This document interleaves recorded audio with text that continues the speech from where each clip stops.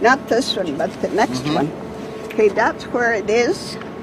And just around that, remember that bay you're talking about? It goes in there. So Oatscott's right in there. Okay, just on the other side of this big bluff here that's important to our people. Okay, Oatscott is just on the other side of that.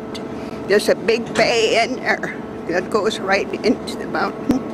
So that's where Oatscott is, the reservation. Yeah, so that's important, like what he was talking about. Well, I had the fortunate opportunity when the Unity canoe trek came down this waterway, our old highway, and we camped not on the actual reserve part, but we're on a place on a point there where it was a habitat for our people. There's remnants of pit houses there, about 8, if I recall, about 8 pit houses in there, and there's a creek that runs right beside there. So the Okanagan Band a number of years ago had set up a cultural camp there. So when the canoe trek was coming down, I wasn't aware of it at the time, but Madeline knew that there was where the actual reserve was. So we got a boat and we filled the boat up and brought elders and many youth, which I'm glad that came along with us. And so we found the point. It's about 3/4 of a mile from where the actual where the pit houses are. And we went there, and we went up to, and I didn't know at the time too, there was a grave site. So we went and did a ceremony there, remember our ancestors and the people from here. So it was really good, and I do recall at the time, Madeline, that you were saying we would with the ONA or somebody, or the band needs to fix it up a little bit down there, and because it is out of the way. You have to know where it's at. There's a trail that goes from the beach up to where the grave is. I'm not sure if it's GPS. I think it is. I'm thinking it is GPS now, but it's not accessible. There's no road that actually goes right down to where the reserve is. And also at the time I found out that a good portion of the reserve is underwater.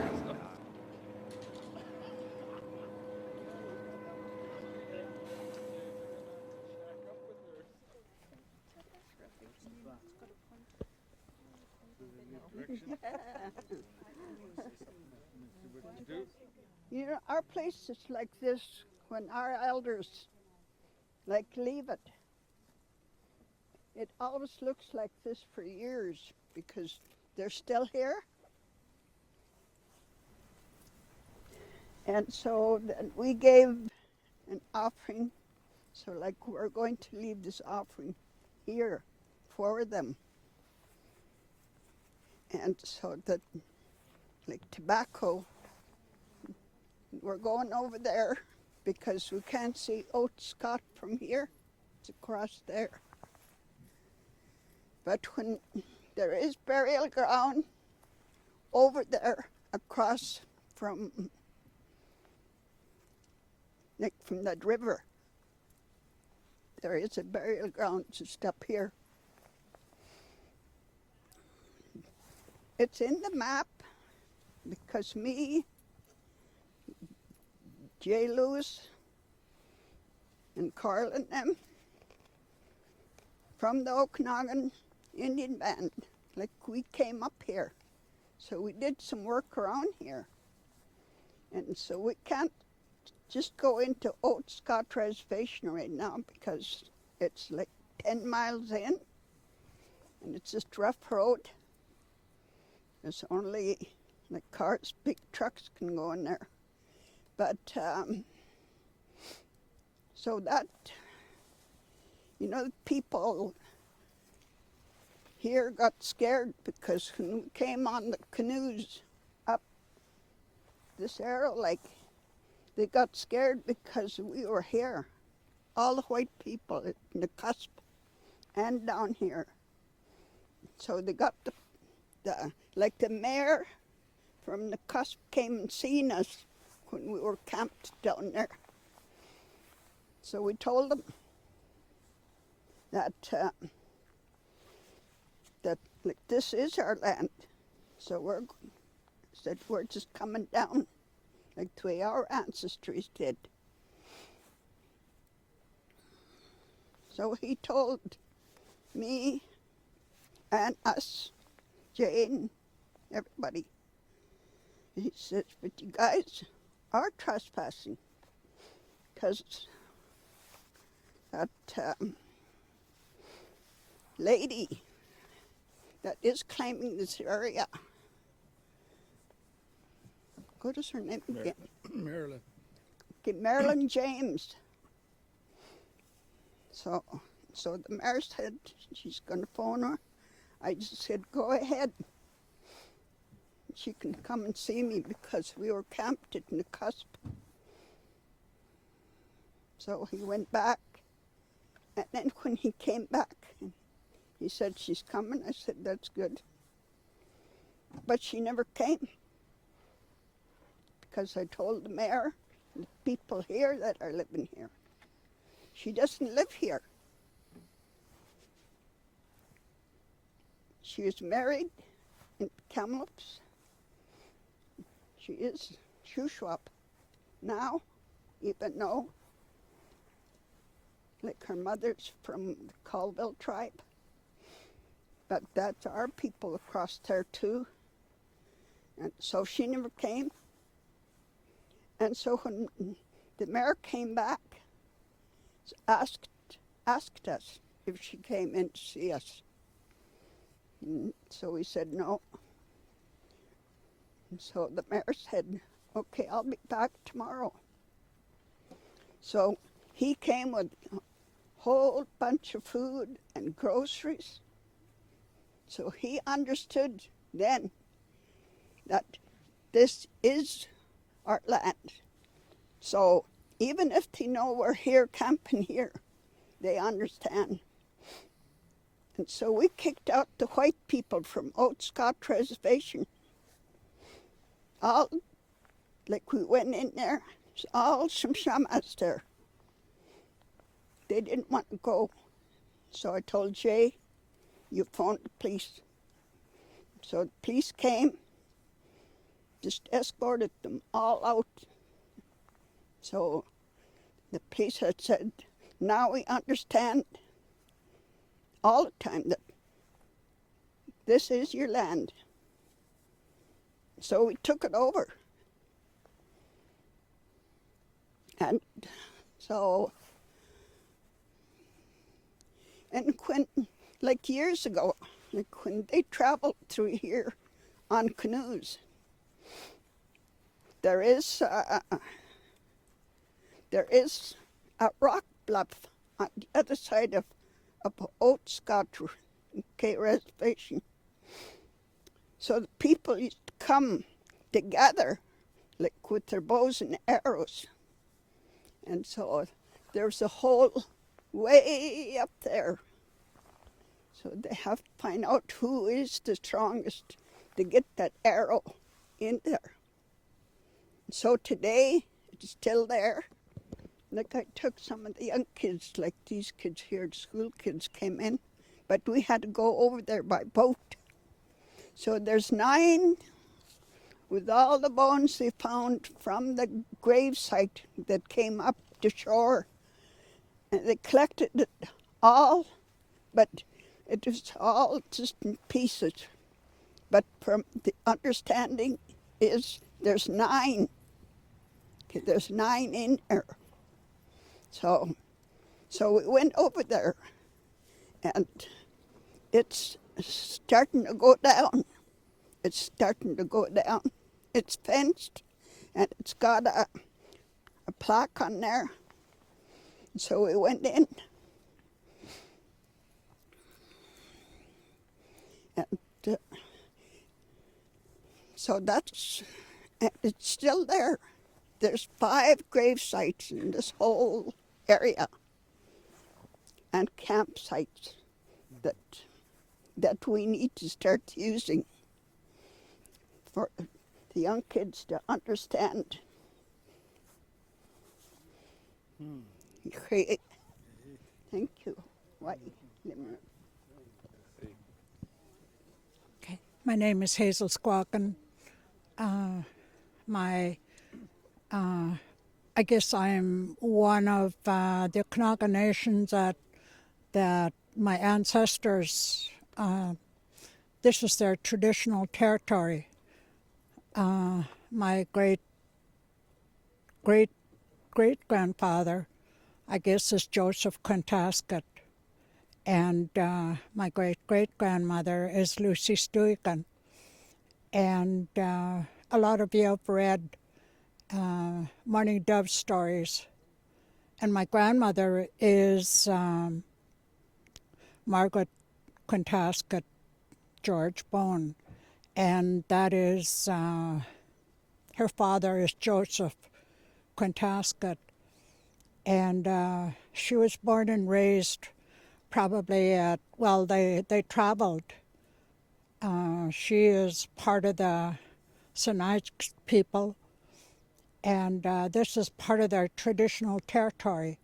They picked berries and hunted in all these different areas here. And my understanding is that there's hereditary chief heritage in our family too. But there were about, in my grandmother's brothers and sisters, there were either 7 or 9 or more. I don't remember all their names, but they have all passed on. And before, I'm not sure when the American border was put in, this is what divided our families up. And so we became Canadian citizens.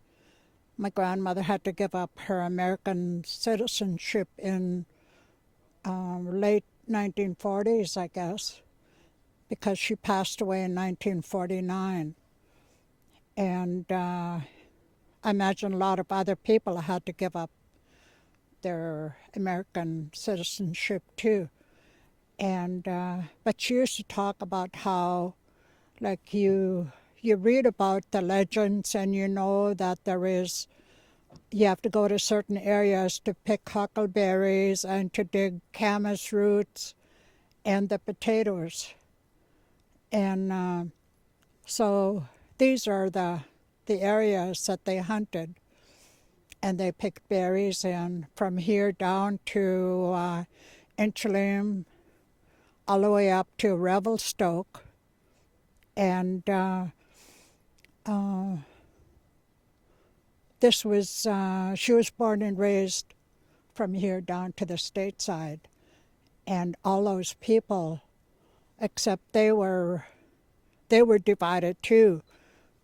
And I think there's a slight difference in the stateside about being an Arrow Lakes person or a Colville. And I think if we were to look at our genealogy chart, we would find that we all come from our ancestors from this area. And I know that Manuel Louis and my grandfather Ignace George and all the others, Chianut from Alver. There were 3 brothers that made up Alver, and Manuel Louis was like a cousin. And then the Oppenheimers and Vernon, they were part of the family too. But when the reserves were put in, it divided the Canadian families too, because the chief placed the people to have alliances, and so the people moved to different areas with larger families. Usually the male moved to a different area, and this is how they kept their alliances. And to have that power within their tribes. And usually a chief, if he had a daughter. The daughter married a chief from another reserve, and that was like another form of an alliance, another form of having kinship and power, and a wider traditional territory too. So there were several things that were involved, I think, in that type of thinking. So, but I and my family, and I imagine a lot of these young people and some of the elders here are descendants of those earlier people. But those, when the dams were put in, part of, I'm not sure whether this is the area, there were some burial sites lost. The people removed some bones that they knew, and some of the families, they lost their homes. They just had to get up and leave their homes when the government told them that the dams was going to be put in across the line, and the water filled up, and they had to move. They had to relocate to different areas, and then the government wouldn't let us live here anymore. And I remember when I first became aware that I was an Arrow Lakes person, I remember Leonard George. We came to a small cabin. I remember it was dark and early 1950s, I think, because they got concerned about this territory here. And the government was saying that the Arrow Lakes people were extinct. And so there were a bunch of people got together from Oliver, Penticton, and across the line, and different territories in Canada there. So we came over here and we met, and we signed our names. There was about 30 of us, I think. There wasn't too many of us to begin with, and we sent it off to the government back then. And we told them we're not extinct. We are descendants of those people. And so ever since then, we used to meet once or twice a year. And so there is a bunch of names somewhere, I don't know who's got it, that we wrote all our names down. So that's part of the history of this area. Wait. Fabian, did we go this way? Yeah. Any way you want. It's funny, the buggers, they freaking, this is a nature conservatory now?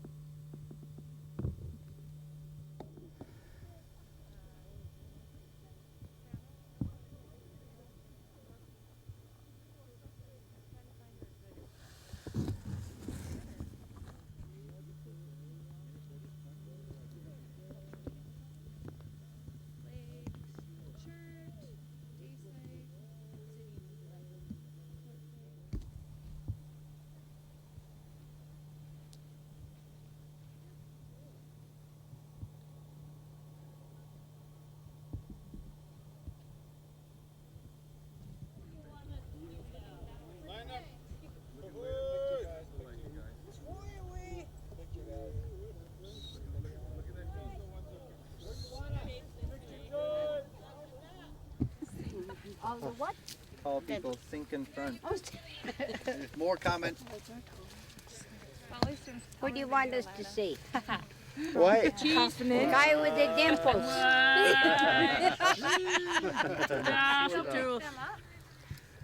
I'm like squatting. Oh, this is exercise here. Stand up until they're over. This way, there you go. Making people sink here. No. And I've heard your dad go again. I have no idea. He's way out there. Oh, is he? Rachel! Where is he? Push. Halfway. You girls are right in the front. It's got a stick stuck. That way because our edge is right. One more. If we could use some in the middle right there. Perfect. Some more in the middle. Over more, Rick? Or over here behind. Maybe it's the edge. It's going to be inside of that face. And Hazel's the edge here. There you go. Yeah, good. I'm a fox now. Good guys. Got two more.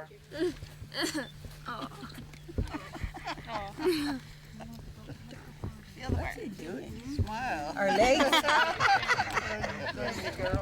It's the duck walk. Do you want us to focus on you? 1, 2, 3.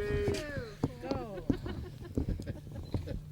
1, 2, smile. I love those hands in the back. Awesome.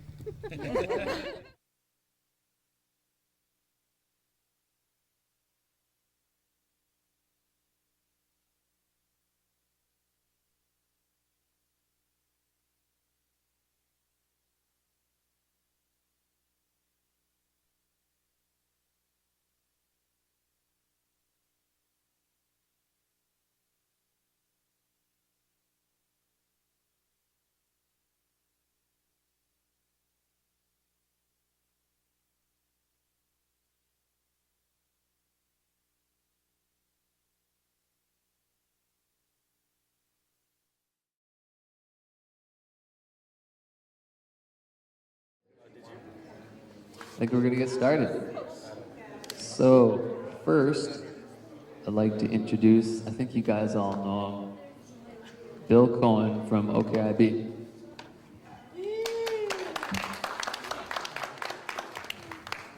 Ahoy! Why everyone? I'll start things off just by saying that I don't come here to say I'm an expert in anything. And just over the day, I've been just listening to Hazel, listening to Judy, listening to Chaptik Stories, listening to Kayet, and I've really learned a lot today. And I was thinking about all of the Chaptik stories that we're talking about, and there was three stories that I was really always resonate for me, and they kind of bring everybody together here too. And the first one that it's the Syilx was mentioned a lot today, and I learned this one when I was staying in the Smilkameen when I was go hunting with Herman, and we go past Ashnola there. So everybody knows where Ashnola is, where the campsite is, and there's a cliff overlooking it. And a long time ago, before there were any humans, Syilx was walking along there, and he looked up and he saw Cohen was catching updrafts on the cliff. And he watched, and he said to himself, you know what Cohen is doing? That's really my ways. So we started climbing up the cliff, and it took him a long time. He had to struggle and slide back, and he climbed up again. All the time he was studying eagle and saying, you know, that's what I should be doing. Those are my ways. And he finally struggled and climbed and sweated, and he got up to the top, and Cohen was still catching up drafts, letting out eagle screams, and just having a good time up there. And Syilx thought he was going to do the same thing, and he walked over the edge of the cliff and jumped off to catch an updraft, and he just has skinny little arms. He doesn't have no wings. And he couldn't fly. He started just falling down. And he tried twirling his tail, and that didn't help. And he just started screaming and pooping all the way down to the bottom. And he was just smashed to bits down at the bottom. And they're still on that cliff. When you drive by it, there's a white streak right from the top to the bottom that reminds us of Coyote's journey. And sometime later, a while come along Fox, and he heard his brother got in trouble again, and he looked around and he gathered up all the bits of Syilx he could find. And he put a piece of hair, a piece of bone, a tooth, a little piece of a jaw, claw, everything he could find. He carefully gathered it up, and he breathed into it, and he stepped over 4 times, and then Syilx woke up and scolded his brother for waking him up when he was just having a little nap. And they continued on. So that story has been just a really key story to a lot of some of the research and some of the work I've been doing. The other one that really crossed my mind too is the notion of the 4 food chiefs, because I was told that has a landmark just down around Kettle River somewhere, Kettle Falls. And I haven't been there yet, but that's a place to go yet. But that one is one that links us all together, and it talks about all of the Tamil, and elders and youth is the theme here. And so when I think about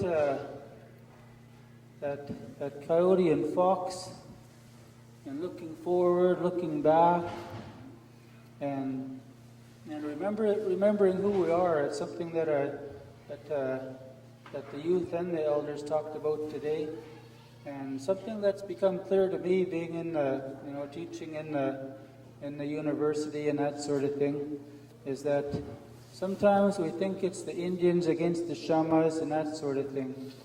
And what I've kind of come into a little different understanding, in that it's more about changing ideas and practices and ways, and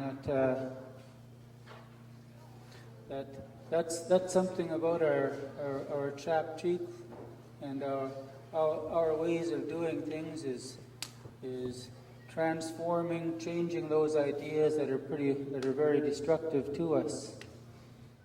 One of the simple kind of questions that I've thought about that a lot of our elders used to ask, and many still do, and that sometimes it seems it takes a long time sometimes, but just a simple sweet as squeezed. Who's your name? We can't ask somebody, what's your name? Because our names are a who, not a what. And when it's a who, that means your name isn't just something that's a sound, like a chair is that. Our names are connected to our parents, our grandparents, and everything that happened in their lives. And if we looked at it a little bit differently, each of us would have our parents, grandparents, and everyone that happened behind us, if we could see in a little different lens. So we're not individual with that. So the sweetest squeezed, it does a few things, and I've just looked at it as a practice, and that it suggests that everybody has some responsibility, because we have relatives, we have kids, nieces, nephews, so that's a good responsibility, and connections to the Tamil, and also that for all of us is that you're not alone. There's lots of people who care about you. There's the Tamil who cares about you, and so it's kind of undoing some of the isolation and this notion of extended family, our ancestors, our knowledge systems, and our connections to our land. that's what these Chaptik stories, they're a lot more than just folk tales. Never consider them folk tales, because they're knowledge stories that record our laws, our knowledge, and they connect us to the Tamik, to the land, to our territory. And I often wondered why our elders in the past, our ancestors, put a heck of a lot of work into making sure that we know your stories, know your Chaptik. And I heard when I was years ago, I heard Rob Edward, and I've heard others talk about, you know, if talking about leadership and don't know their Chaptik. You know, I've heard many elders say that should know their Chaptik. So I don't know as much Chaptik at all. I mostly know it in English. But what I've been able to kind of put together from patterns has been really amazing. So that's something. Just this gathering today has generated a lot of new understanding for everyone. We know all the stuff that's happened. We know about all the residential schools. We know about the 60s scoop. We know that that's continuing. There's been a real effort to make us to get rid of our language, our knowledge, who we are, make us forget. And we can say it's been pretty effective too, but we haven't forgot. A lot of times we talk about the effects upon us, and sure, there's a lot of effects have been upon us, but there's also the other side of that too. The reason we're still here and the reason we have Chaptik, the reason we have languages is because our extended family, our relationships with the Tamik, we're really strong.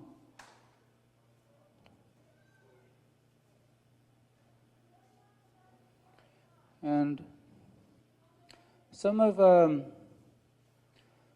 what has occurred. I've been thinking about the themes of this conference, and I get asked by a lot of our young people, well, who are we? Are we Syilx? Are we Syilx? Are we Okanagan? And so I tell as much as how I understand it is that Syilx means who we are as far as our language goes. And our language extends as far as our Chaptik coyote markers is what I've been told, and that Syilx is what our elders and speakers use to refer to us and refer to humans. We're the Syilx, and sometimes it's often used for indigenous. And Okanagan, in the history books, it says generally that the whole Syilx people kind of got started being referred to as Okanagan. And I've heard that maybe it just referred to people of the Okanagan Valley. And there's also the Similkamik, there's the Metho, the Sanpoil, the Syilx. And so these are things that more understanding needs to be kind of generated, because a lot of us, me included, know little bits, but we don't have enough bits to have the whole picture yet. And we do know, I do know that if we look at Western or Shama ways and as we know that our land resources, our Tamik, have been exploited, have been taken. A lot's been taken, and Canada's been made a rich country based on our resources. But they've also learned a lot of other things from us too. Before they run into us, the women didn't have rights, children didn't have rights, and that's something our ancestors have always had. And we've still got a lot to learn. This Tumhulau And the way it's been explained to me is that the Tumhulau is the way Lottie Lindley explained it to me once, actually, the grandmother of some of you in here. She said that's the land, the water, it's everything, all of the plants and animals that takes care of us. That's always taken care of us. And that's the closest thing we've got to like a country. And I've heard other people explain it that's like the whole world, but it's more in our territory. It's all the plants, the animals, the spirits of those. It's a life force that takes care of us and what it means too is that if we compare it to Western or Shaman knowledge, in Shaman knowledge there's a whole history of white men. There's Aristotle, there's Einstein, there's Newton, there's all these white men that figured out science and figured out how to profit from the earth and that sort of thing. So, and when we say who are our big cultural knowledge icons, the ones that where our knowledge comes from, then we've got Syilx, we've got Scumheast, we've got Speetlam. You know, we've got all of these Tamich from the Tumhulau. That's where our knowledge comes from. And how that plays out too is that's who we've learned from. And what it means is that humans aren't the smartest beings on the planet. The Tumhulau is. And that another way of understanding that is the example that I've heard from the Smilkameen. When the Smilkameen River was so meandering, they wanted to straighten it out so that it'd be, wouldn't be washing away the bank and stuff. And I was told that old late Barney Allison kept saying, no, you don't change that river. The water knows where it's supposed to go. And the scientists have learned now that, well, straightening out those meandering rivers, it really messed up the fish habitat. It's messed up the riparian zones along the river bank, and it's just messed a lot of things up. And so we're just science is coming back, with us that way. And it's not. It's also too that when coyote comes back to life and fox gathers the bits, it's not just scale ways that we're renewing, but we're taking ideas from. We can take the tools from science. They're very useful. But tools, like anything, if they're any good at all, they can be very useful or they can be very destructive. And we're kind of relearning how to use them. And I'll put my notes away and just talk a little bit more. And some things I've heard from some elders at some of the different conferences, and something that really stuck with me is that with our Chaptik stories, it's all marked in the land, and it's carried on through our relationships through the land. As long as we keep telling these stories and picking the berries, making sure the salmon come back, and making sure the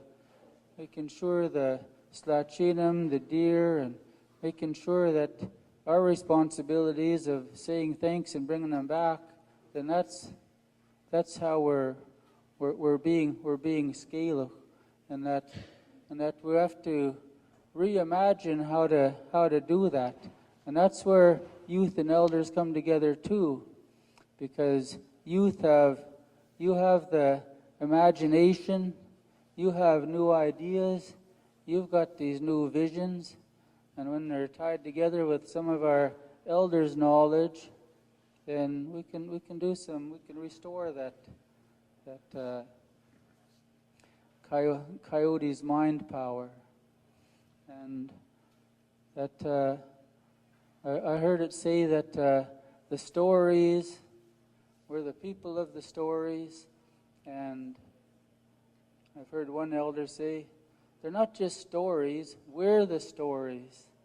So, and when we tell those stories, when we hear them, we're hearing about, it's not that they're in the past, and they're about now and they're in the future. That's some of the knowledge that our ancestors put together for us and carried on with those stories, and I think we're at a really kind of a opportune kind of time, because in the past our ancestors, our grandparents, they struggled and they had a lot of things done to them, kids taken away, they got lands taken away. We know all of that stuff that happened, but we survived. And a lot of our knowledge, a lot of our languages have, has been diminished. And what I hear from a lot of young people in college and in school is that, well, I'd like to want to know more about who I am, but have no elders in my family who know the language. We don't have people who know the practices. So those people are getting fewer and fewer. But it's also true that we still have plenty left too. And what's also emerging too is that we're getting more people who really have a good grasp of Shama Western Canadian systems too, and we can change those spaces. We've got people we've got our own PhDs now, we've got our own experts, and we're getting more and more of them. So this is a pretty exciting time. We've got a few things to work out, because I've always been kind of in the middle between the younger folks and the older folks. The older folks who have a lot of Syilx knowledge, and the younger folks who are really eager for that Syilx knowledge, and also with all the going to university careers and succeeding there too, and bringing that together. So what I know, what I've come to understand is that we can all be a little nicer to each other, because I'll use an example. Is that when I was growing up as a kid, I was half raised by my uncle Walter Squakin, and I used to hear Walter go and visit with folks from Penticton or Similkameen, Archie Jack or old Barney, and from head of the lake in Kamuplux, and they would talk Indian to each other, and they would laugh and tell stories. But it seems to be a little bit different when there's learners, because sometimes the learners, and there's we've all got feelings can get really hurt, because this our language, our identity, our knowledge is really important to everyone. So we get our feelings hurt pretty easy, and sometimes we're pretty harsh with each other. So I just want to think about this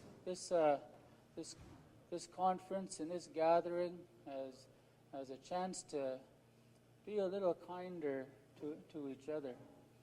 And when young folks are trying to speak and they don't say it right, or we don't have a Chaptik story right, then it's not because we're trying to be know-it-alls or anything like that. It's because people are trying to be Syilx. And we know that the elders can't do all the work. We know that the teachers can't do all the work because they don't know our language. They don't know a lot of those stories. We know our leaders, our administrators, they have some skills that are really useful, but until we can pool it all together, a little more cooperation, and that's what we learned from the Chaptik, is how to live really healthily healthy and comfortably on our land and never forget who we are. And that's all. Some of my thoughts are just really humbly shared, and really acknowledge all of the folks sitting around here who I've learned a lot from in the past. There's many of you. I could go around the elders, the people in the middle age range, and a lot of the youth too. So I say lim to all of us, all of you. And Lutax Papa Syilx Kulak, we got work to do, and it's good work. So lim.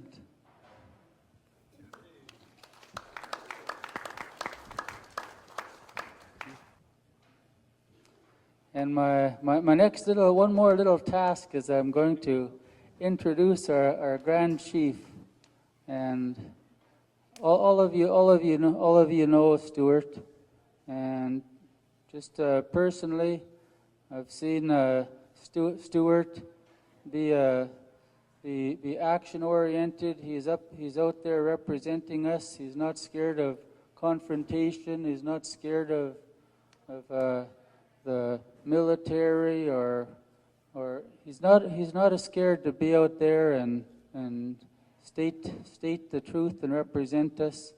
And the latest thing that we've heard is the Mi'kmaq in New Brunswick.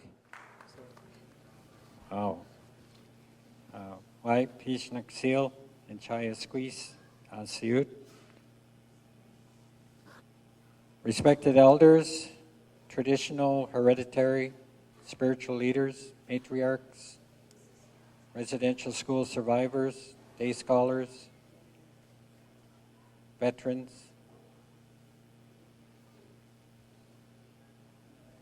I want to especially acknowledge our young people. And I want everyone to know that I crossed mountains and rivers and lakes to be here. I sent a text message from Hope last night around 9 o'clock. I was on my way home and I was just exhausted. So I sent a text message to Fabian and told him I didn't think I was going to make it. And I thought about that from Hope to Penticton on my drive home. And I thought, well, maybe I'll feel better in the morning. So I got up this morning and did some chores, and I just knew I had to come. So about 1:30 I left Penticton, and I think I got here about 6 o'clock. It was an incredibly beautiful drive. Sun was out, and it was just amazing. It was so amazing to see the land change when you start driving east from Vernon. Not only the land, but the trees and everything, the mountains, and when I finally got to the ferry, I knew I was going to make it. I actually got into town here just before it got dark, and then I got lost after making it all that way. And I couldn't find out where everyone was. And so I started to text people, I started to phone people, not only people that are here, but people back home. And for some strange reason, I couldn't make a connection with anyone. And so I started driving around town. I thought, well, how big can this town be? And I asked a young lady at a service station, and she just kind of shrugged her shoulders and said, I don't know. I asked her, where's the community center? So I actually ended up in the parking lot out here a couple times, but I didn't see any vehicles I recognized. And so finally, I was almost ready to go home. And I was so frustrated. I thought, you know, I'm so close, but I just can't make any contact. And, you know, safe, and except going from door to door, I just didn't know how I was going to find you. And then my phone made a noise, and it was Jen. And so I found my way over here. But I just want you to know that I knew it was important to be here. For as long as I can remember, we've always talked about the need for our elders and our youth to connect and to spend time together. And when I was texting Fabian, I think it was yesterday, he was telling me what an amazing trip this was. And he was telling me what an amazing group was involved in the trip. And when I walked into this room, I think there were 3 people here. And then I got all involved over here, and somehow you all came into the room. And I turned around and everybody was sitting down. And you are an amazing group of people. So I really envy you, especially the young people, the opportunity you've had for the last couple of days to spend time in this group. I've heard in my travels that our people say our history is written on the land itself. And to understand our history, you have to know the land. And you've had such an incredible opportunity to travel through this area and be told somewhere around Lumbee or someplace there's a mountain, a weird shaped mountain. And when I drove through there, I thought there's got to be a story attached to that mountain, and I don't know what it is. But someday I'll find out what the story is. So I just want to commend all of you for agreeing to sacrifice some of your time to be together with the young people and do this. It's incredibly important. It's been said I have no fear with respect to the Canadian Armed Forces or the police. The only person I'm afraid of is Joan. And I have to get home tonight. So I just very briefly, following up on what Bill was saying and talking about our people, our Syilx people, and about our existence here in our territory. I was listening to Bill talk, and I started to reflect back on my late aunt, Annie Kruger. And I don't know how many times I heard her say, the question is not who are we? The question is why are we? And she said that over and over and over again. And I believe that's why we're all together here, is to answer that question, why are we? Most of you know my story. I was born almost 64 years ago. It'll be 64 years in November the 17th. And I spent less than a year in St. Pinkton with my parents, and I was apprehended. And the reason I was apprehended is tuberculosis was rampant throughout the entire province. And it was a result of the really atrocious housing conditions in our community. Back in those days, houses were nowhere near like they are today. They were really dilapidated, and there was no plumbing or anything like that. And tuberculosis is highly contagious. And it just swept through all of the reserve communities to the point where they had to set up a sanatorium in Sardis near Chilliwack. And both of my parents ended up there. And I was at home, and I believe Pauline, my sister, was 9 or 10 years old. And she was trying to look after me. And of course, she wasn't able to do that. And the authorities found out, and they came and apprehended me. Back then, when you got apprehended, you were taken away, and you were separated, and the policy was not to allow any contact between the apprehended child and the birth family. And I just came from UBC yesterday, and there was a gathering, and all of the guest speakers, which included me, were people that had been apprehended. And I heard stories about the rules were if you saw your siblings, your brothers and sisters in town, you weren't allowed to speak to them. And you had to go in the opposite direction because it was against the rules, and everyone would get in trouble. So I grew up. I spent about 3 or 4 years in Headley, and I went to that school there. And I think about that every time I drive by that school. I went to grade 1 in Headley.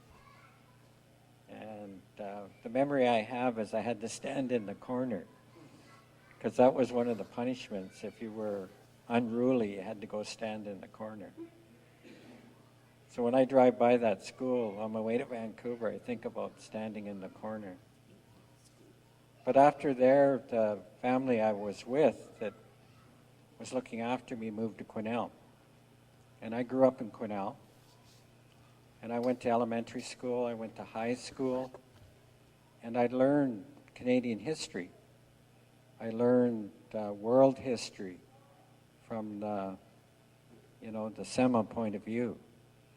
And I learned about the glorious age of discovery and all the courageous explorers that left Spain and Portugal and England and France and went to the New World. And there they found the savage heathens and these rich new lands. And so they brought over settlers.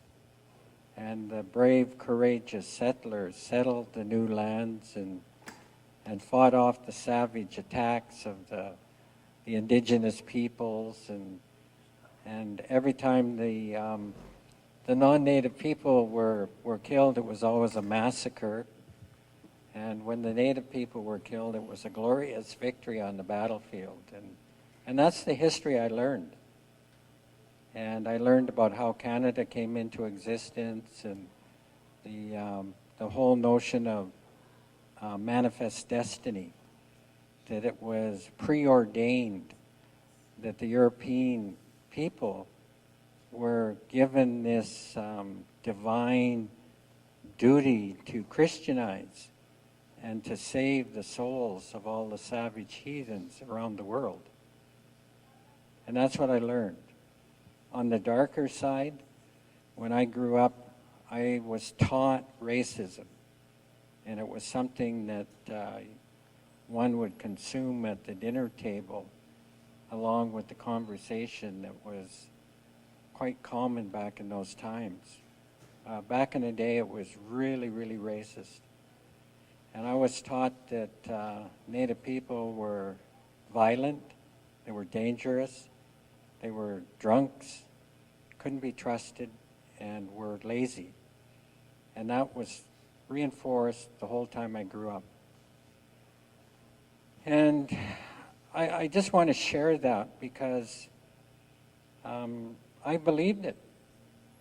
I mean, why would I not believe it? Because the people that were telling me these things were the very people that looked after me from the time I was a year old. And all of the students I went to school with, they believed it. Everyone believed it. And I didn't know any Native people. And the first real Native person I met in my life was my father. because he decided that he was going to find me. And he knew from papers that my sister had seen at the band office that I was living in Quesnel. But he had no way of getting to Quesnel. He couldn't drive, and he didn't own a vehicle. And so it took 3 people to teach him how to drive, because he was pretty ornery. And he bought a vehicle, and the first thing he did was he came looking for me. And he had no idea where I lived, just like me parked in downtown Nakusp here. And so he went to the RCMP, and they knew where I lived.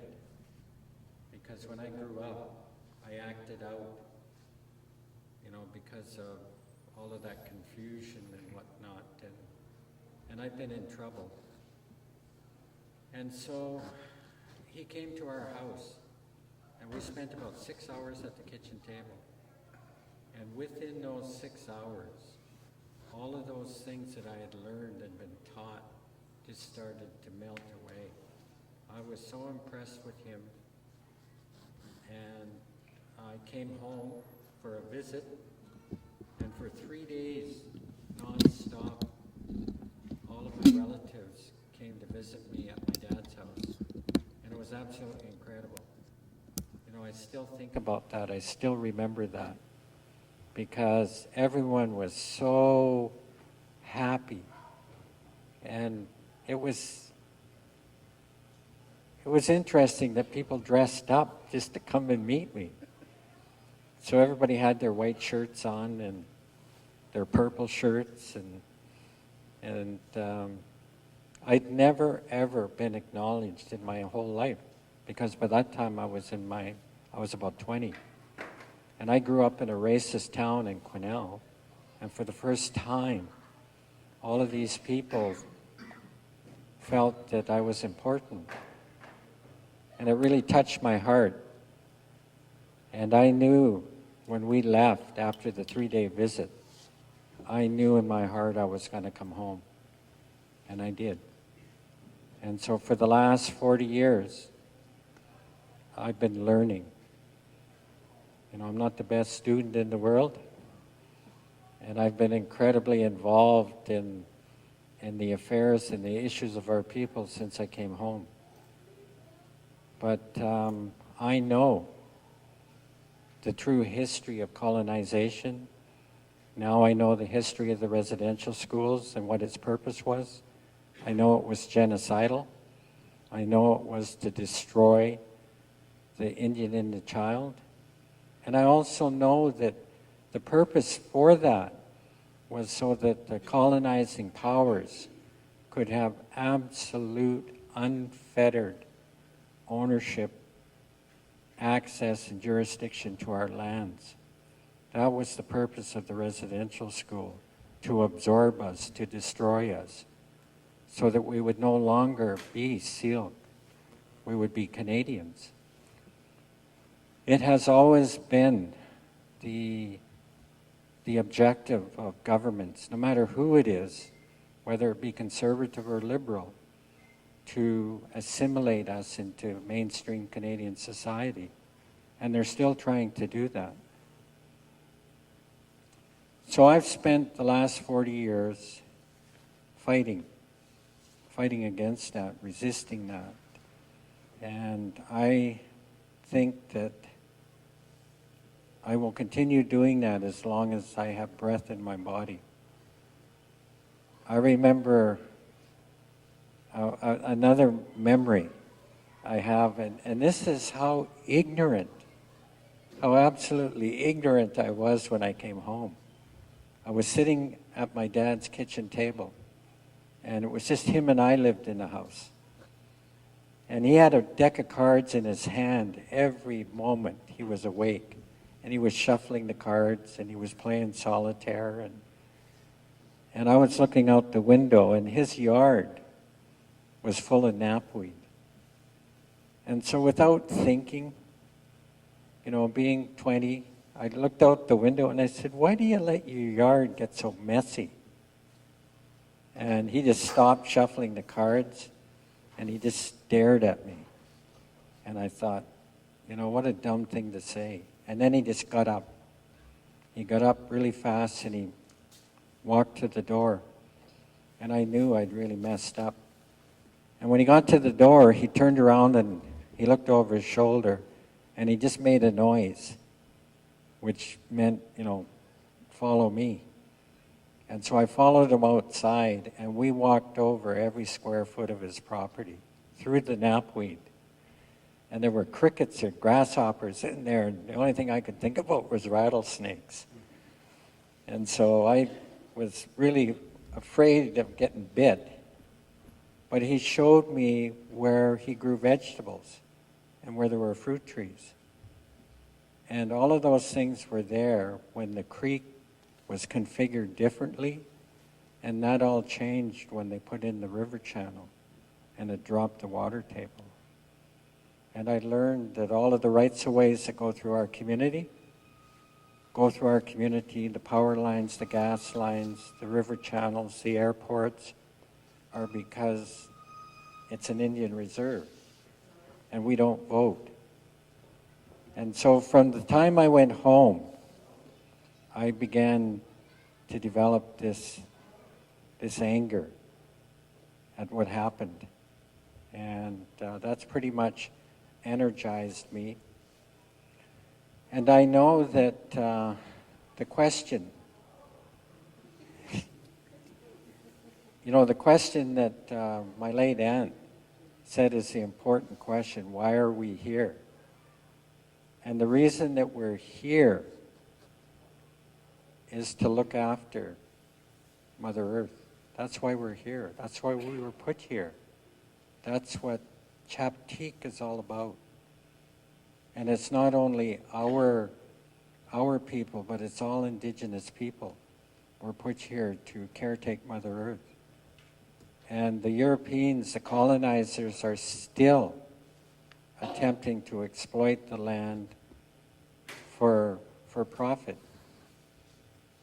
And it's got to the point where it's created global warming, and we're almost at a point in the entire world where we're nearing absolute catastrophic disaster. And the Harper government has been the worst government we've ever had to deal with in the 40 years that I have been involved. And Mr. Harper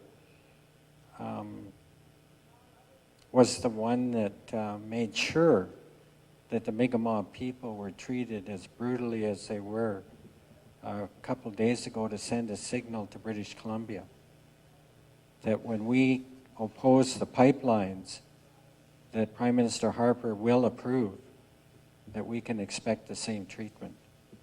And that's what that exercise of force was all about the other day.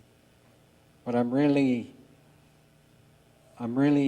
encouraged that right across the country, even in Penticton, there were demonstrations, marches, and rallies for the last couple of days. Not only our people, but all people that are saying they reject that approach to dealing with these issues. And I know that all of this was part of prophecies thousands of years ago, that we would arrive at this place. And that what I've been saying when I speak at rallies and when I talk to the media, I say the Indigenous people are the thin red line between what the Harper government and that corporate community that he represents wants to do, and we are the people that are providing the leadership for all people to stand up and oppose it. And it's going to continue to intensify because the Harper government has said very clearly that these projects are in the national interest and that he's not going to take no for an answer. And he will use whatever force he has to try and ram these things through. And so as Indigenous peoples, I've heard that as long as there's enduring memory, there will be enduring love. And the connection between our elders and the young people is the enduring love and the memory, so that our young people and our young people's children and grandchildren will know and understand our history, will understand our territory, our land, and most importantly, understand what everybody's responsibility and duty is. And that takes many forms, as Bill has said. I was at UBC, and there were a lot of young students that were part of that conference. And I encouraged all of them to continue in their studies, because we need, as Bill was pointing out, we need that knowledge, that expertise, that Western perspective to be placed alongside our traditional ecological knowledge in order to defend Mother Earth and ensure that our grandchildren's grandchildren have the territory and everything it represents, and to push back against that other agenda. And we're going to be doing this for a very long time, because that other mindset, that other culture, that's all they know is money. When they look at land, they see a commodity. They see copper, they see oil, they see gold, they see timber. They don't see the land. They don't see the life that the land supports. They don't see the water. So I just want to end by saying that when I walked into this room, I was so happy to see your placards. And I think they're really, really well done, because that is who we are. That is inherent within us. Doesn't matter that I was raised in the white world. I was taken away, totally isolated. I never heard in Syilx. I never heard a drum. I never heard a song. And yet in my heart, I am Syilx. And that's the way it was meant to be, and that's the way it will always be. And I want to thank the elders here for guiding me and pulling me around by the ears for all those years to smarten me up and whatnot, because that's how, we will continue to be who we are. It takes that kind of guidance. But I know that, what's at the center of all of that is the unconditional love. And that's why I knew I had to come here. I had to come all this way just to spend a little bit of time. I really enjoyed the meal. I was really hungry. And I want to thank people that fixed the meal. And again, I want to begin, or I want to end where I began. I want to thank each and every one of you for doing this. It's so important. Why? Nimnipt.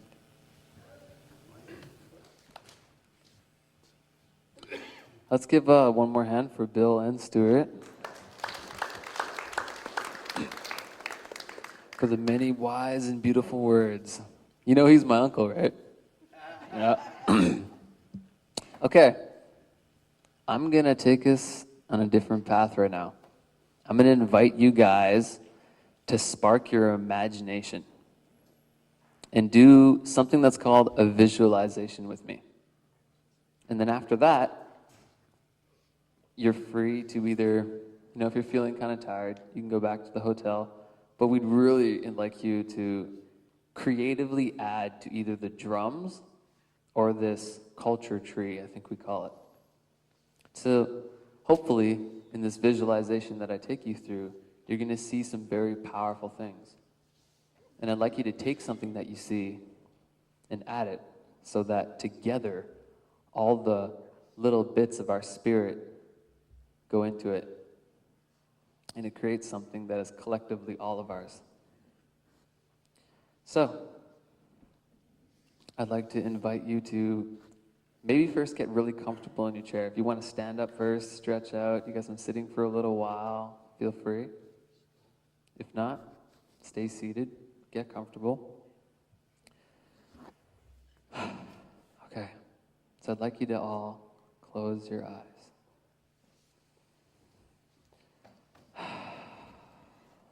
And begin to focus on your breath. Notice yourself breathing in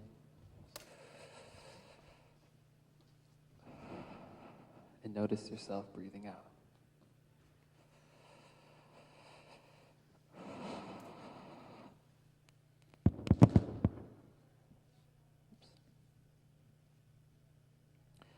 Now I want you to become aware of your body in your chair. Really become aware of the feeling. Your feet planted on the ground. The sensations in your body.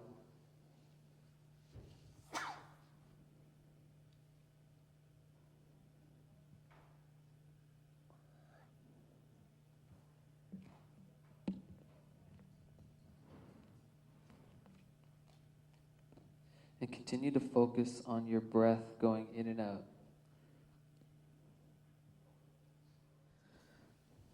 Hopefully you guys all seen some stuff.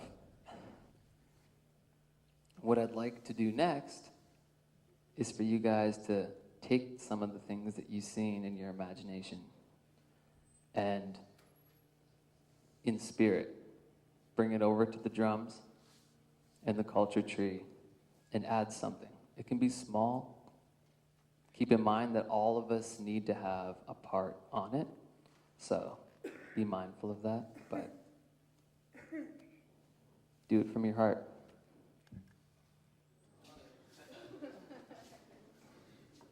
You ready? Rounds. For this? Mm-hmm. Sorry. I had a leaf. You had a leaf? A bunch of leaves. I had a rose.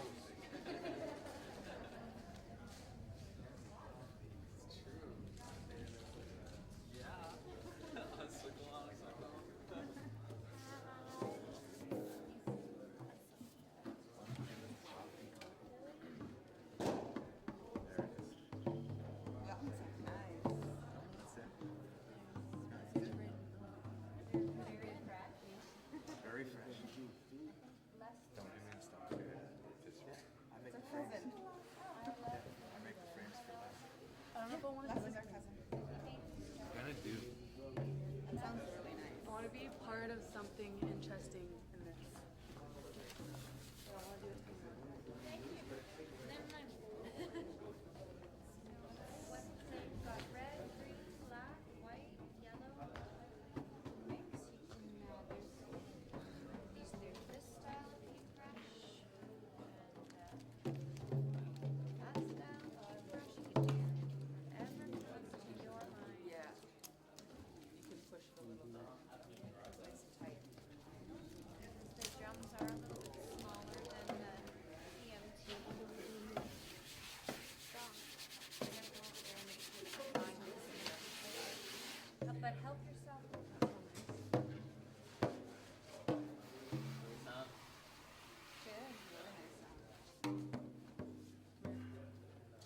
Just like really fresh. That's so nice. So what are we supposed to do? Add something to Just like whatever? Yeah, there's no limit, but everyone's gonna be adding to it, right? Yeah.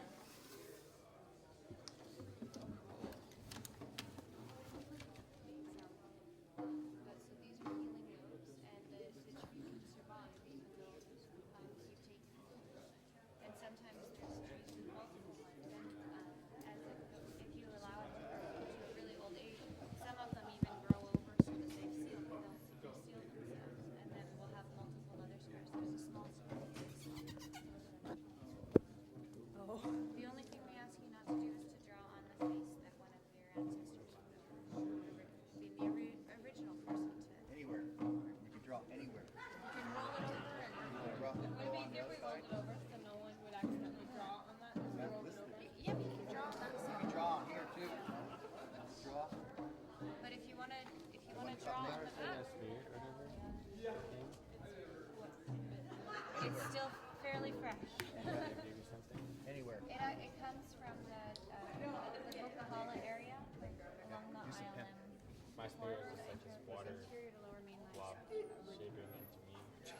Go ahead.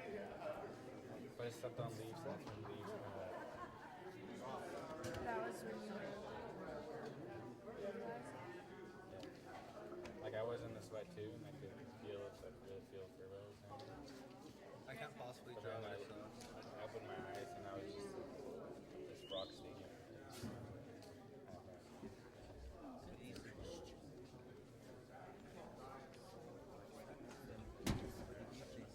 A bunch of things by seeing eyes repeatedly. Yeah. I can't possibly. I kept thinking, I was like, other people are going, like thinking about the same thing. Just a leaf, I suppose. But when I went in there,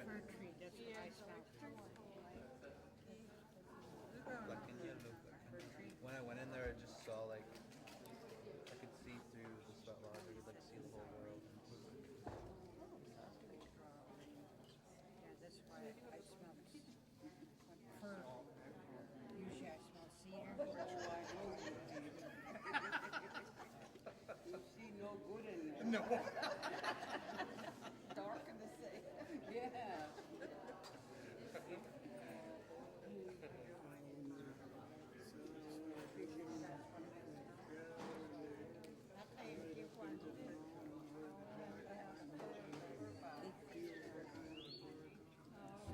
What if you don't smell or do anything? You don't put nothing on there? That's what I said.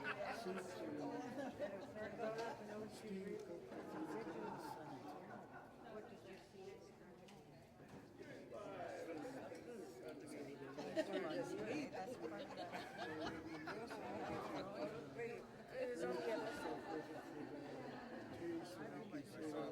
Yeah, I have it. That's just Dark in there.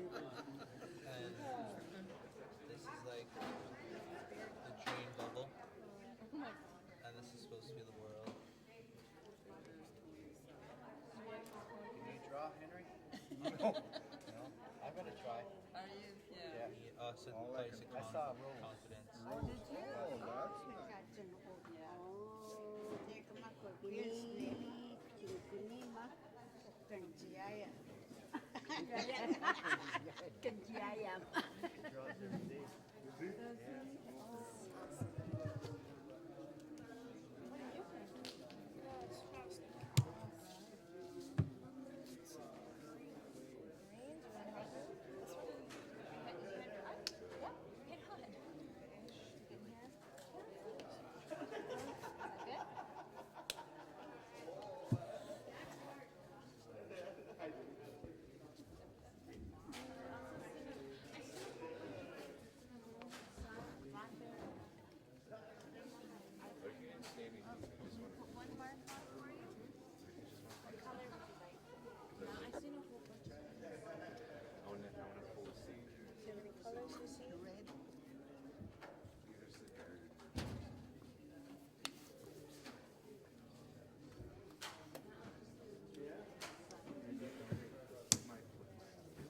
This one's pretty good.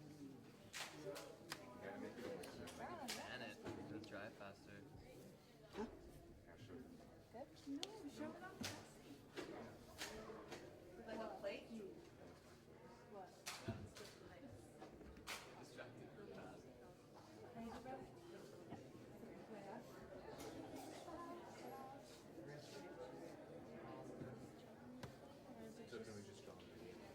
Yeah, just add a little bit into the brush.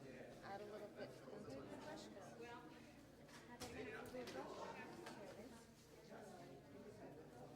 I like the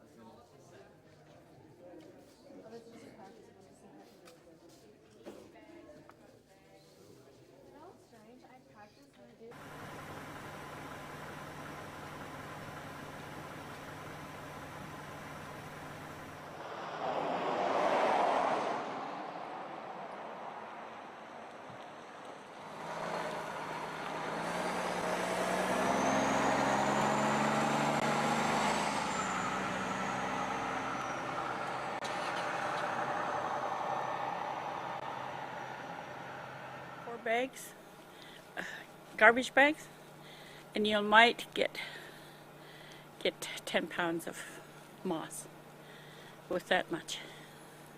You got it? The coyote hair we were talking about. Yeah. That beautiful coyote hair down there. Uh-huh. So what would you use the coyote hair for? Moss. The moss, yeah. You make the moss. You make sleep. You cook it. You cook it. It takes about 6-7 hours for it to cook, and then you leave it in there for probably overnight. Then you dig it up, and now you can flavor it. Back in the day, they probably just put whatever they wanted in it, but now you can put hot peppers in it, jalapenos. Can you just imagine what they would taste like? Yeah, that would be fun. I think it would be an excellent idea. Yeah, be nice working with younger people. I enjoy it. Yeah, it's beautiful. I enjoy the language. They're doing really well. Huh? They're doing really well learning the language. Well, I've had Tessa most of the time, and I don't have too much access to the other. Then I and Nancy been working together, and we're learning words. We're trying to find a word for fairy. How do you say fairy in Okanagan? How do you say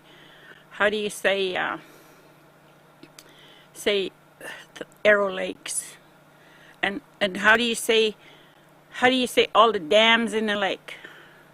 We've got that written down, but we don't have a definition for it. So we're working on it. And as the day goes, we might solve it. We don't know. It's not easy for us to decipher something that is imported. That's right. And when you're trying to translate words that are English words, that mean that are new words, you gotta in a way make up new Okanagan words, kind of, don't you? No, not really. It's like how you stop the water. We know how to say those words. It's how it interchanges the whole 9 yards. Like I guess what we're having trouble with is it wasn't in our power to change the flow of the water. Like we never did try to divert. We do divert the river. We do divert the creek. To our own use. But when we're finished, we put it back. Like when you're doing irrigation in the summer, you divert the creek, but in the fall, you put it all back, so that it's never really disturbed. And what's happening with this is finding the words. How do we describe all of these different dams? And what did that first dam do? It held back a lot of water, right, like it's doing right now, so that they could repair something else. So what we're saying, well, how are we going to get rid of these dams? That's going to be easy. Not going to be an easy thought, but it's planted. It's planted deeply because we've seen what it's done. That's right. The devastating effect of, and who benefits?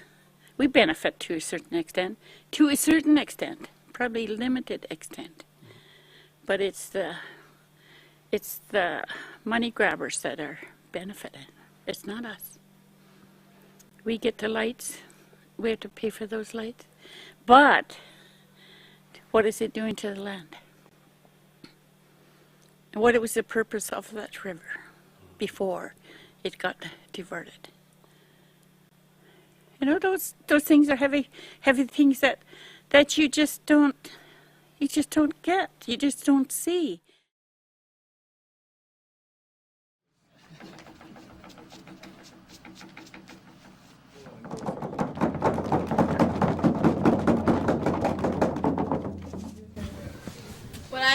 interesting was learning how to make bear grease and the different steps you have to take.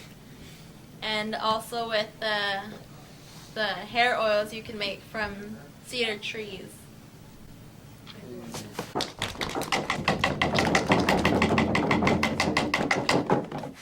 This is standing 20 feet away, but this is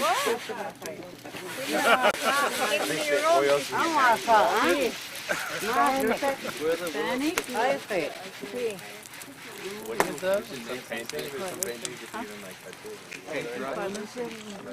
What is that?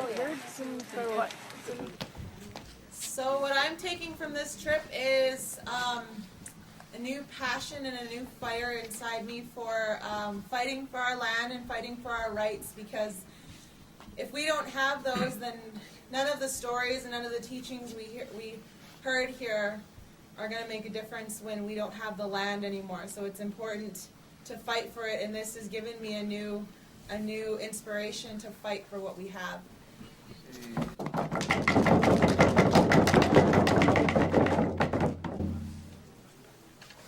I appreciate the elders being here. It's an experience I've wanted my entire life.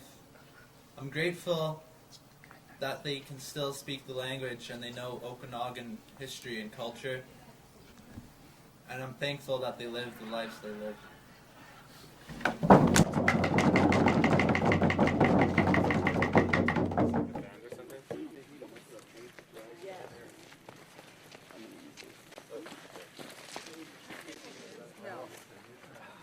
Yeah, you can sit on my knee. He doesn't. He got the idea of it. I have learned my responsibility as an older youth to inspire the youth in my community, to approach the elders, to take the initiative, to go to the elders. It's not the elders' responsibility to keep chasing after us. It is our role to go and ask the elders for our traditions.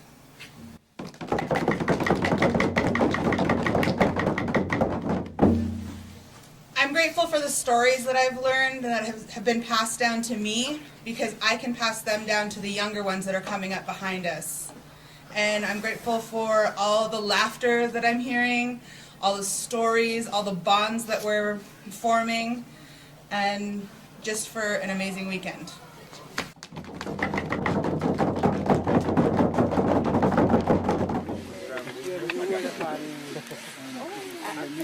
Yeah, I think that's how I would say it.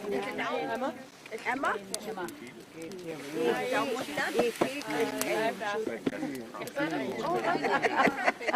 We're good at, really good at improvise. I heard a story of a woman who lived to 149.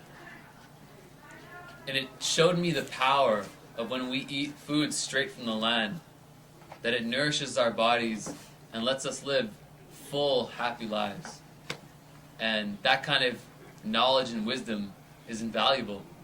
And I'm foreverly grateful to learn these types of things from our elders, from our klachach klachach.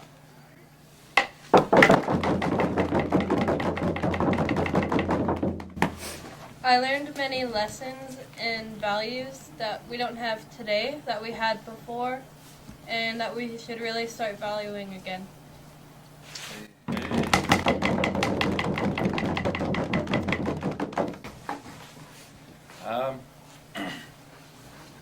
I'm really grateful for all the elders that I got to talk to, and one of them in particular, Tony Qualtier, told me of a story when he was really young, when he was 11, and he had to do men's training from becoming a boy into a young man.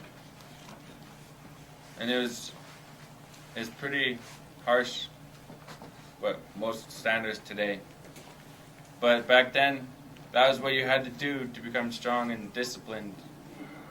So what they did in that whole month of learning and celebrating, I guess, is that the boys had to sweat every single day for one whole month. And then in the winters, they would have a really long runway, and in their bare feet, they would have to run that runway of like packed snow all the way up to their ankles. It really hurt and everything to see how far they could go. They had to push themselves. It's all about conditioning and training.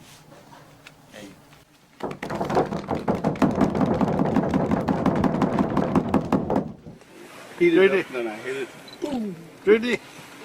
Over here. I had to give him my moose gun. A little disoriented once in a while. Did you put a hot dog inside of it?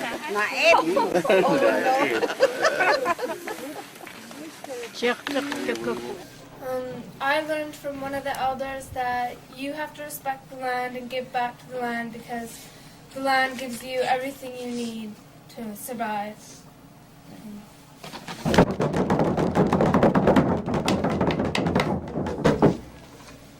I learned to be more grateful for things that you have and that we're lucky to have what we have now. Yeah.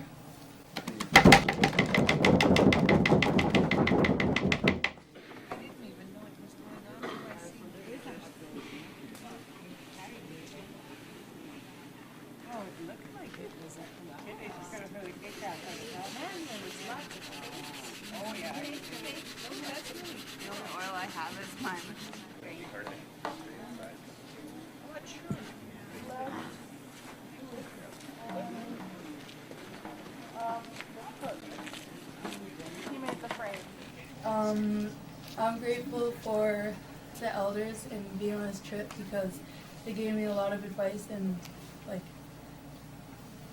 helpful words or something like that to like help me in the long run, to, like help me when I'm in situations. And what else really stood up for me was them telling me that like we need to have respect for others and ourselves.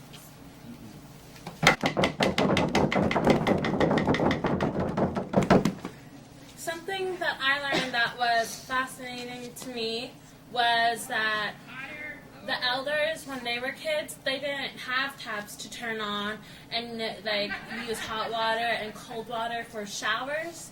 They had to get buckets and waters and walk a long way to get water, and they had to heat it by fire. They couldn't just turn on the hot water. So that just made me realize how lucky I am today.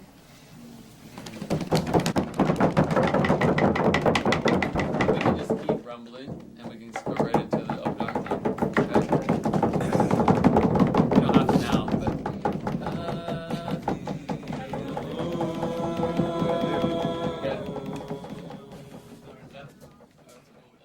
Easy over.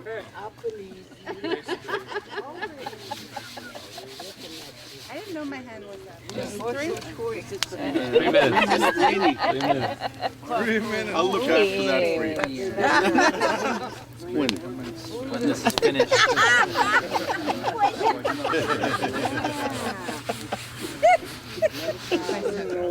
Smithers called Kinniscan, and he was telling us about cooking and with foil and stuff on the fire, because he has different cooks and he goes to different areas. Yeah, my daughter does that. And he was saying, "You guys cook over a fire?" I was like, "Yeah, I can. I'm just that awesome." Oh, wow. They're huge. And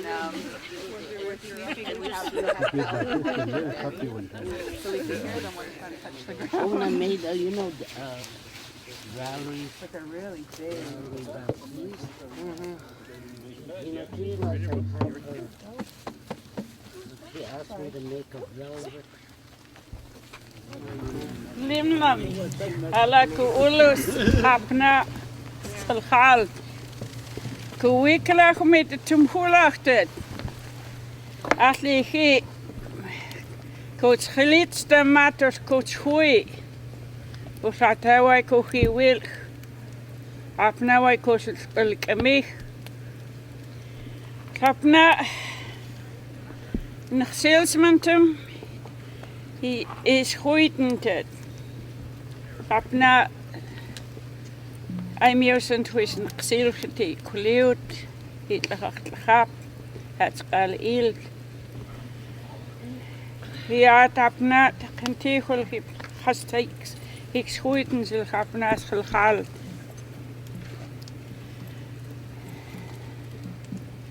That's lakin can that's بالقيلت مل كان قيل that's lakin and that's in the commission in the khap because that's toch Squakin did some lakin coaches some anyway tish qilqilt Lutaxen sleeptem nam.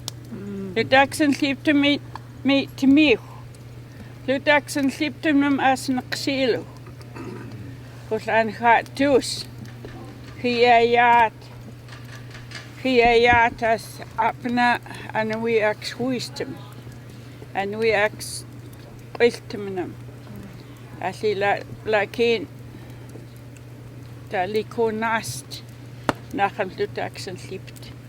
Daxen sleepten mas qasqasia asna am imad and at uba lutakatsen sleepten namal asli khiyat menimslam het kalqeqwint bitem hula lut benkin ksen stilsum apnas khalhal lutix tilwen item hula migen til Duane I pilas poos it's mistig aga antum hula lut ben kind a goed gementem lut ben kind goed a shot why a high ip kitchet a hak tum hula lut ben kind goed a juti de het khayla apna kolos mat koks am tem is ook wel zijn shorten why limlimt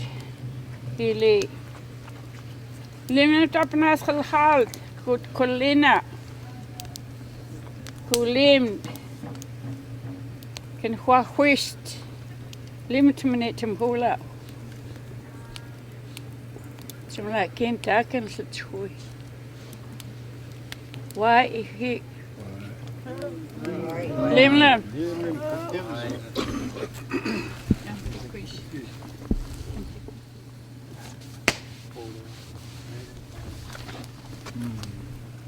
Ancestors getting full that was a smaller one. Oh my goodness. Even Matthew could get that. You are alive. You're not a robot. You're not a super elder robot.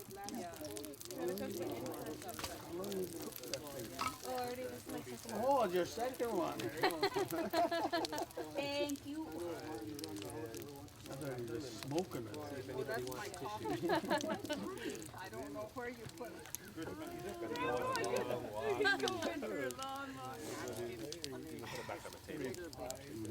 Really? I'll have one. Oh, there you go. Stew and when the buds come out and they bud out and they get leaves nice and tender, they use them for green. They steam cook them on the ground or mix them in stews and chop them up. Then before they start, when the bud just budding out, you get that pitch on them. You boil that up for making for your coal. The pitch. Yeah, the pitchy. That little shell? Yeah, you just boil that shell up and made with the pitching with the coal. For coal? Yeah. I would try that cedar. I think we're going to make an offering and take. How much cedar should I take to make that oil? Like a bundle? Like, yeah, you got to take quite a bit to get a little bit. I think it takes about a ton to make a gallon.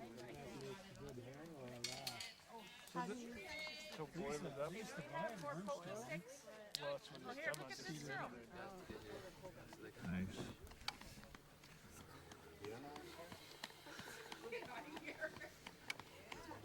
Maybe turn to the back then.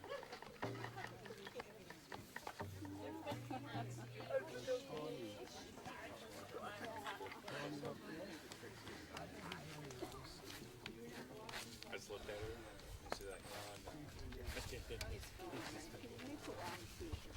you guys keep in mind these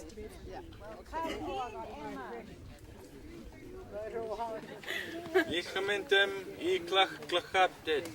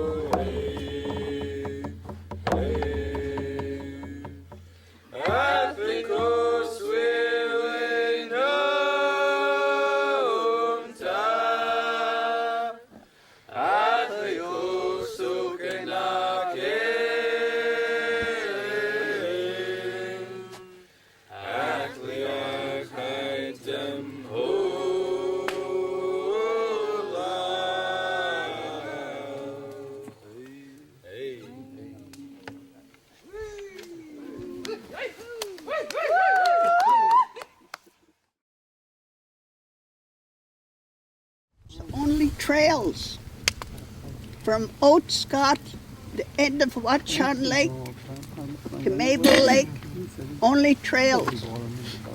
And then we got into Vernon. And that's the main place where, from east and west again, to go to Penticton, and then to go down to Enderby, and then to go to Douglas Lake. So that's the story I wanted to tell about like this area here. That's why Oatscott's down here. This reservation was looked after by our ancestry. They owned all this here. And then Oatscott is just right over the hill here. So that's where it is now. And our leaders, before anybody in the community goes anywhere, it's our leaders that speak first because they look after our lives. They look after me, young ones, and the ones that are elders. Sometimes they go ahead as runners and look for our trail first. And sometimes it takes like 2 or 3 weeks, a month before they come back and say it's okay. Because I used to hear them stories when I was a little kid. And when I was like these kids' age, I used to have to sit down by my grandma right here. I guess you know that. We had to sit down there. We had to listen. Good. O nehom. Ke lot komot mil. Listen. Cook some pizza. Us elders that understand what I'm talking about. We were all the same. Like we sat in the middle like this. Sometimes they would talk 3-4 days before they're finished. Yeah.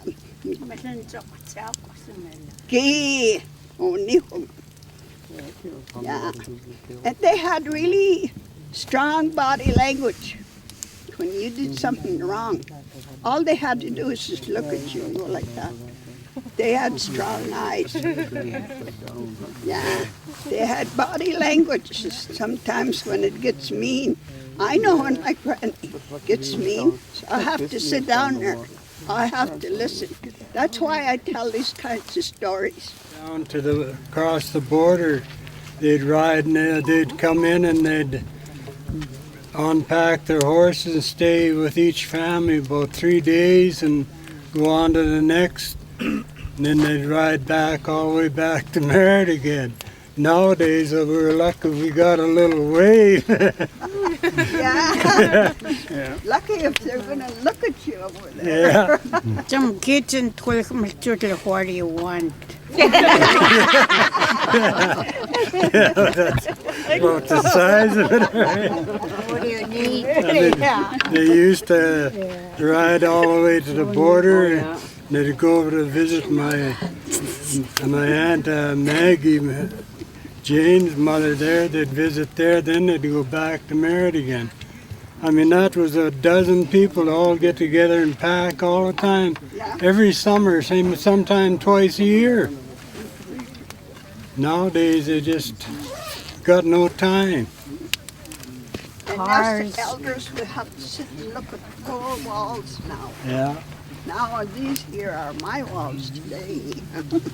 I don't know if some of you guys remember old Charlie Stewart. He used to travel with him because he was an Indian doctor. Yeah, he done the doctor, and anyone was sick when they traveled, he done all the doctoring for them. Charlie Stewart and his son Willie.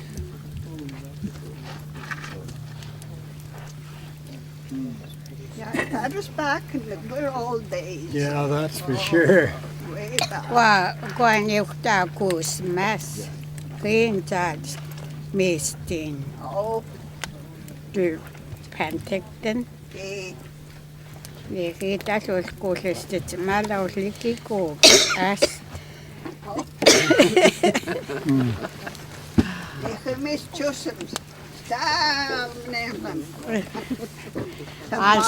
I'll tell it in English. This old man, Kusmach is his name, he was from Penticton. He's probably related to us somehow because he used to come and stay with us.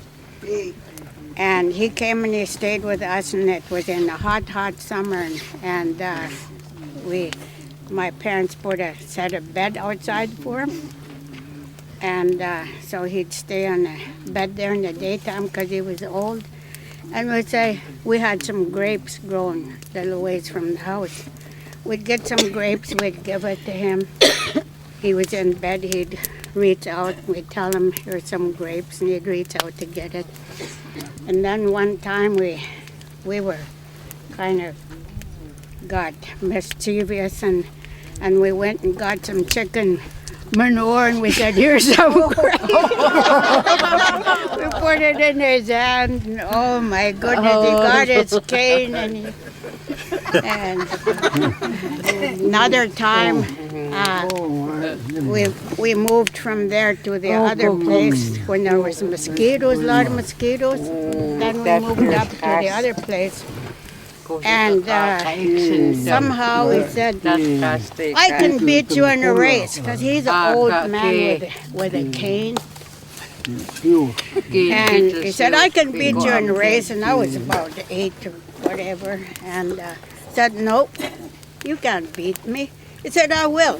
But I'll tell you, he said this all in Indian, in our language, and he said, okay, now when we'll go back when we race.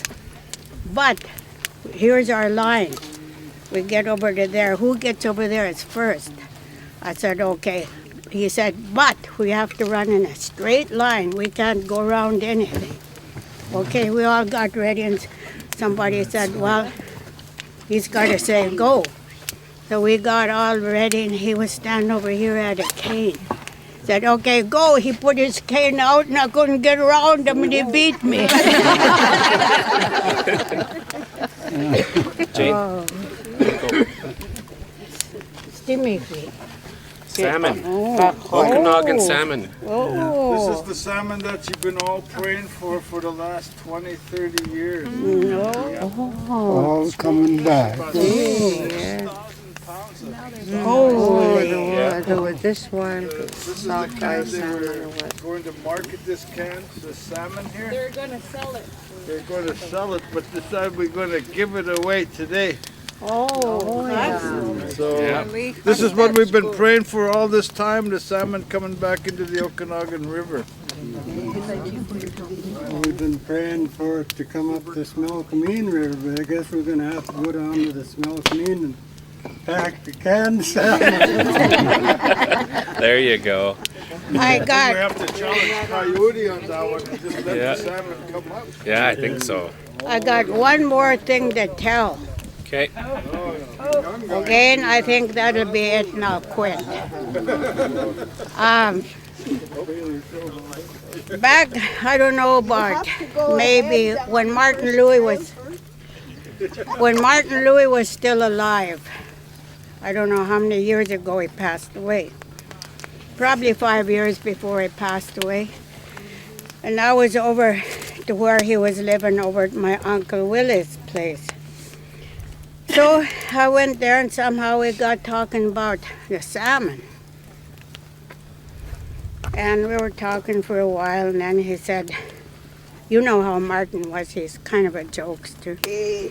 And he said, you know, our fish, our salmon is bigger than yours up here in Penticton. And he laughed out loud, he laughed, and I laughed, he laughed. So I started laughing with him, and I couldn't stop. He said, what you laughing at? I said, you know why you got bigger salmon over here in Penticton? Because we were in Syilx and Oliver Lake at Enkamip. He said, your salmon there is small and skinny. And I said, okay, you know why? And he said, no. And I was still laughing. And I said, well, you got a bigger town in Penticton. You guys get it? Sewer.